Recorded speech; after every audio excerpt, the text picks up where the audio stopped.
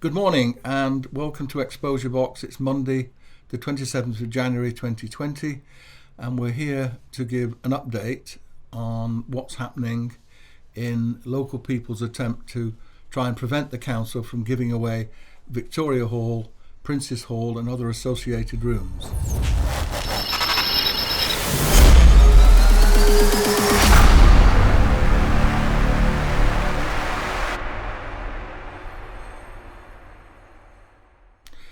I'm joined here by Gill Rowley, who is Chair of Ealing Arts and Leisure, and Roger Green, who's from the campaign for Ealing Arts and Performance Centre, and who's also the chair of a fairly new charitable organisation called the Friends of Victoria Hall.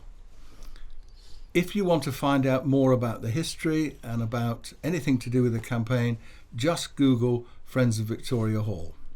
Roger, perhaps if you could just give us sort of a bit of background on, why the charity was set up, and just bring us up to date with what the charity is doing. Right.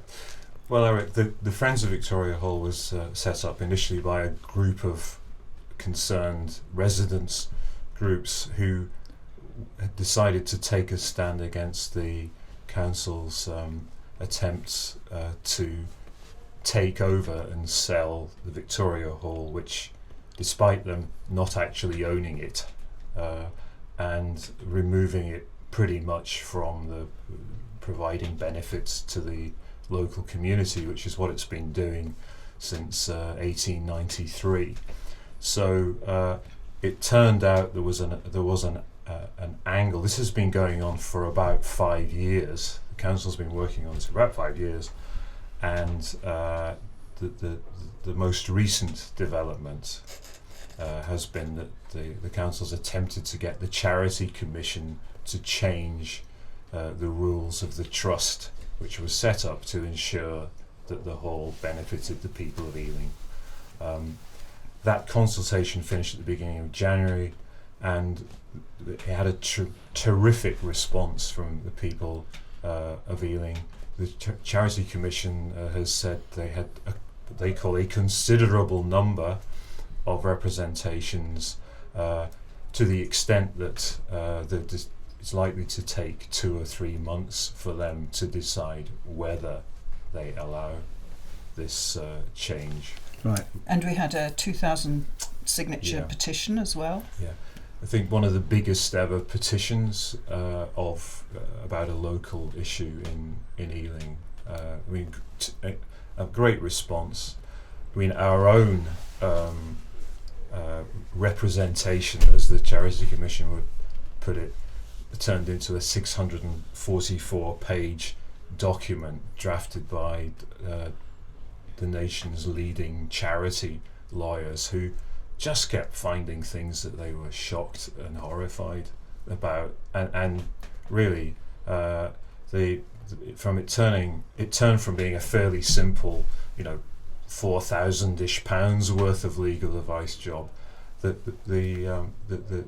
time and effort just kind of rocketed, which is why we've launched this fundraising campaign to help us continue the fight to save the Victoria Hall for the people of Ealing. Okay. Gill, because I know you're heavily involved in this, can you tell us a bit more about how we're going to raise the funds? Well, we're going to do it in very much the same way that the Victorians raised the money in the first place to build the Victoria Hall, which is by crowdfunding. And because our first hurdle is paying that lawyer's bill, which, as Roger says, is considerable, we're going to do it through a crowdfunding site called Crowd Justice, which is purely for legal fees. So the money will go into that and will be paid to the lawyers as soon as we've hit our targets. Okay. So, as you said earlier, Roger, this could take a while with the Charity Commission. What do we think might unfold throughout the year? What are the kind of options that you think are likely to play out this year? Well, the commission, the Charity Commission, can decide one of three things. One, to let this scheme go, which we regard as quite unlikely because it's turned out to be pretty outrageous in terms of the way charity rules and regulations work.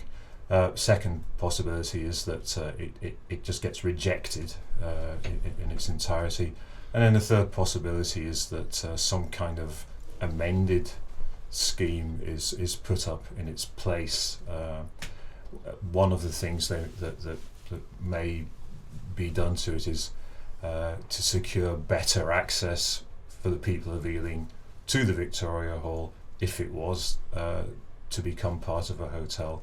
At the moment, the plans are that local community groups would only get pretty restricted access to it, and probably at prices that they cannot.